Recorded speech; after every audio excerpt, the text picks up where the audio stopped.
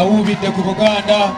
Libadde essanyu gyereere mu maka ga Haji Mutasa Kafeera gasangibwa egaze Nakwero muwala w'emirembe Masitula Mutasa ng'ayanjula omulenzi we Alhaji Fadil Lugobe nga ye minisita w'ettaka n'obugaga bw'omutaka mu Bwakamuswaga obw'Ekkooki.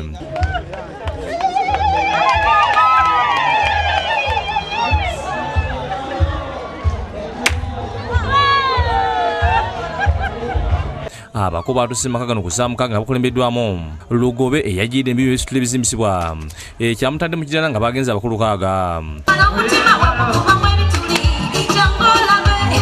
Ono basusse kumuzaala mu nnyumba n'oluvannyuma n'alagibwa eri abantu.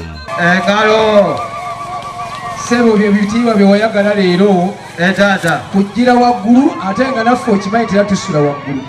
Omukolo gwetabyeko abakungu bangi nga bakulembeddwamu Katikkiro wa Buganda Charles Peter Mayiga, Omulangira David Wasajja, abagagga b'omu Kampala n'abakungu bangi okuva mu gavumenti eyawakati n'ey'Emmengo.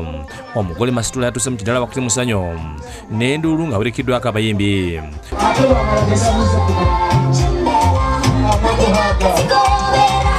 Ewadde ne Fahadi ajjirako engalo etolekaawo n'omu bano banyina nzenze mbategeera.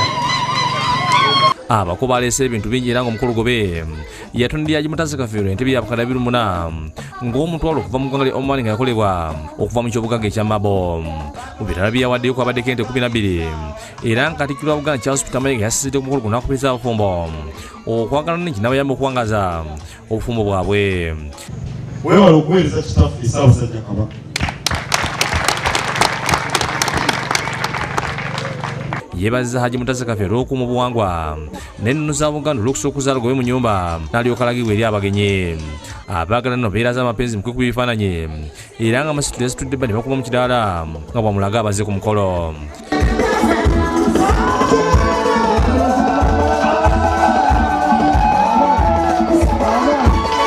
Ye Mutasa Kafeero yeebazizza bonna abaze ku mukolo ogwa muwala we ne yeeyama nti bwakunywerera ku nnono n'obulombolombo bwa Buganda.